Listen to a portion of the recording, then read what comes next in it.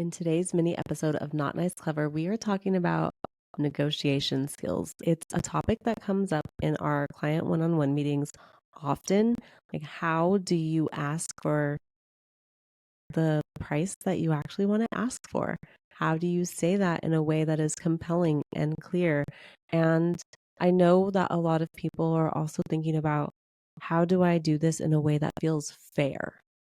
And all good questions. We are going to talk to you about some of the things that we consider when we are negotiating. Specifically, we're talking about our own rate. Yes. So when it comes to this, the very first thing that I do, that I know, Candace, you do, and that I want every single person listening and watching this to keep in mind is I want you to separate your self-worth with the rates and the fees and the commission you charge. They are not connected in any way. Your worth is a fact. It's not a feeling. It's not a market trend. It's not a market rate. Your worth is your worth, period. So let's remove the emotional ties we have with our self-worth in this conversation, because this is about business. And this is about the value you provide, the transformation you provide, and understanding how you articulate the type of value you provide and what that saves the client from having to do or gives the client, right, in this whole process. So I look at the rates that I charge, the fees that I charge, whatever it is I'm looking at what is the value of the transformation. And if that transformation, for example, is me saving a client over the course of 6 months, right? If we're going to work on an ongoing basis, I don't believe in long-term contracts with individuals. It's we change so much. We're not really sure, I want to leave it open. But let's say over 6 months, if my advice and my consulting and my, the strategies that I'll share saves them thousands of hours or hundreds of hours or whatever that is, then there's value Or to that, because dollars. time or dollars, right?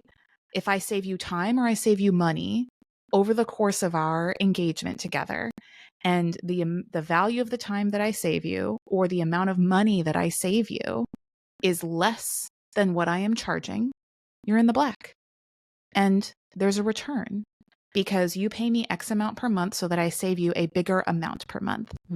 In the advice, in the intellectual shortcuts. My IP, I'm sharing with you, because over the course of my 8 to 10 years of experience, I've figured out really efficient ways to do things. I've noticed patterns and I'm articulating that to you, and we're figuring out a formula that works for you. There's value. Yep.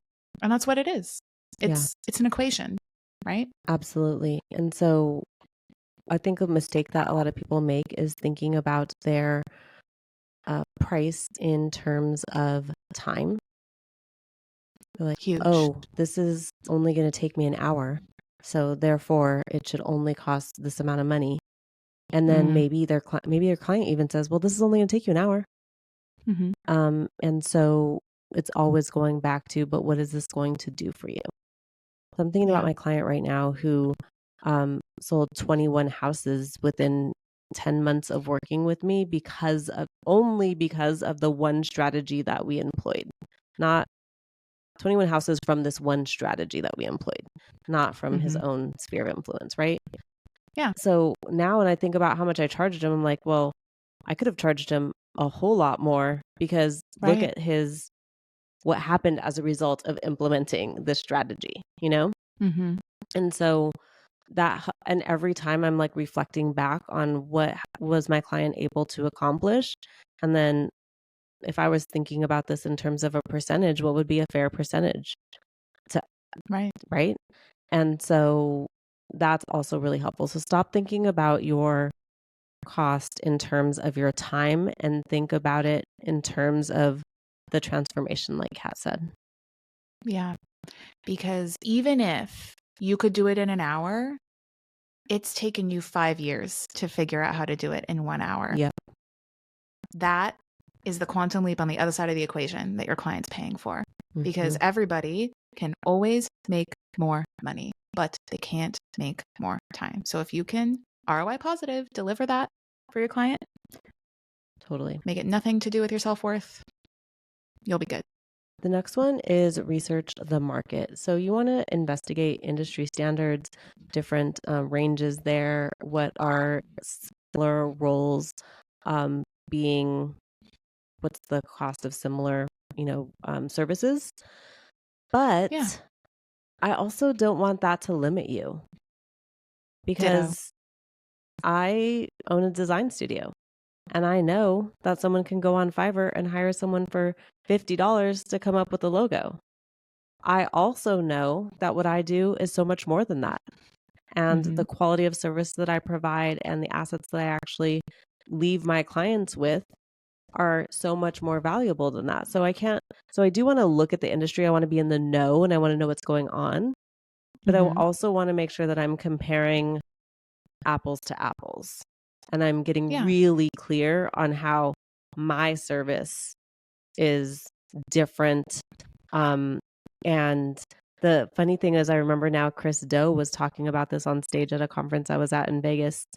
And he talked about better isn't better, but different is better. Ooh, I And I like thought that that. was really good, because it's not what's going to sell my client is not that my logos are better than that person, but that the experience is entirely different than that person. Mm-hmm. You know, different Mm-hmm. is better. And so getting really clear on how to articulate how your service is, holistic or all encompassing, or there's specific steps involved that other people aren't going into detail about, is going to help set Mm-hmm. your service apart from someone else's. And so I do want you to be in the know about the other industry rates, but I also want you Mm-hmm. to be the person who determines what makes sense for you and your business. Yeah. I don't know about you, and this is like an individual choice, but I never want to be the lowest price Never. on the market.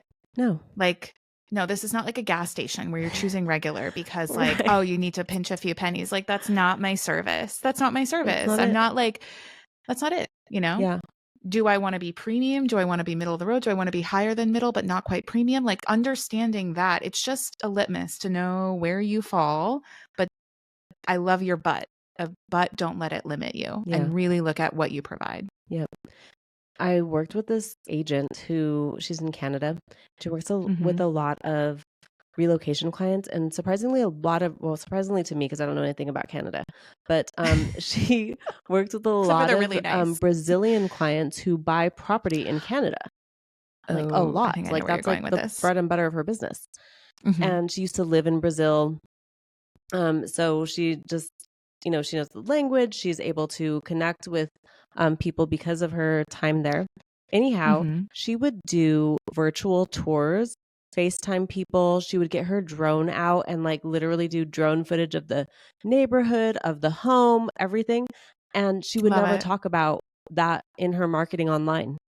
I'm like, wait, what? Like, don't you think a Brazilian person who can't physically go see the house before they buy it would find Mm-hmm. so much value in you just sharing, like, hey, these are the steps that I take.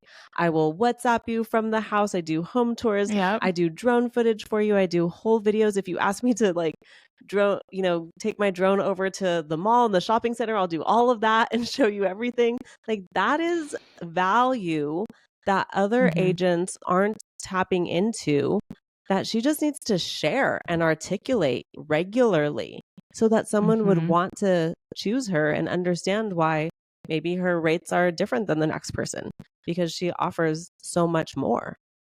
Mm-hmm. I love it. And honestly, as somebody who's going through a relocation right now, that's huge. Like, the first impression of the apartment that I'm looking at was literally a video on YouTube. Yeah. And the fact that this property management company was like, oh, yeah, here's the floor plans. Here's a link to a YouTube video of each. And I was just like, Thank you. I'm like, oh, you Yes. require a security deposit? I don't care. Yeah. Like, I will happily, so articulate it. I love it. Okay. Last tip. Ooh, Such a good one. warning label. This is going to make everybody feel uncomfortable, but we're not here to be safe. Just a So, reminder, you are not for everyone, and that is okay. in fact, we'd be worried about you if you were for everyone. Could be like, is there an identity in there? Like, what's Right. going on? What's Do you know going who you on? are? So Right? you have to be willing to walk away. I'll say it again. Yeah, you have to be willing to walk away. This is in everything, in dating, Dating. in real estate, in business. If you are operating with that desperate energy It's just not going to work. No, that shit does not sell. Not on You Tinder. need to be, not on Tinder, not in business. I need to make a t-shirt that says that, literally, like not. Guys, this is where we want you to invite a little bit of Buddhism, a little bit of non-attachment into your life, with the caveat that you will be fine. You will close deals. You will make money. People will want to work with you, but not if you're like, like, just unclench your jaw, lower your shoulders. It's not life or death unless you're a first responder or in the military, and thank you for your service. And it is probably life or death. But if you are not, just deep breaths. Yeah. Be willing to just like mic drop and walk away. On to the next one, guys. As we say. On to the next right person for you. Yep. Because if that person was not a match, move on. Don't square peg, round hole this shit. That's right. I've also had people who I was just like, they were trying to negotiate my rates down way too far, like to an insulting level.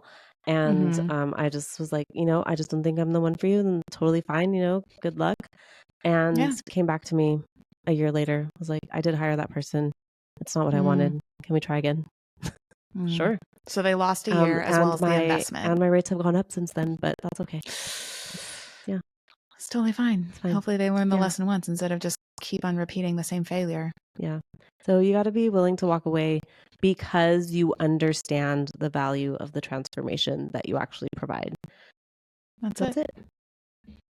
You guys employ those 3 tips, negotiating in business, in your relationships, because honestly, it kind of like applies. It kind of applies.